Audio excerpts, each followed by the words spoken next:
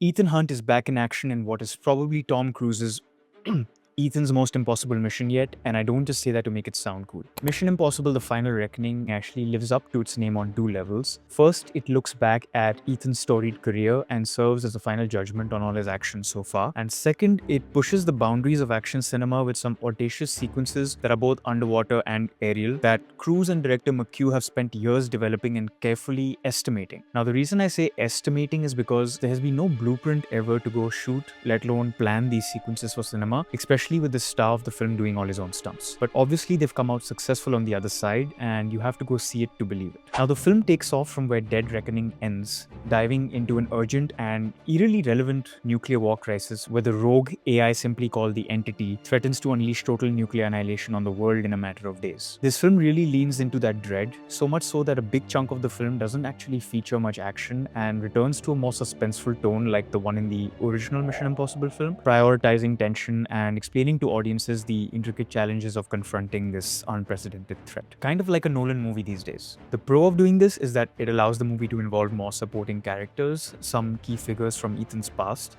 some that were written off as expendable, spanning the entire 30-year franchise, as well as introducing some new characters. Shout out to Tremel Tillman for stealing the scenes with such coolness. His star is definitely on the rise.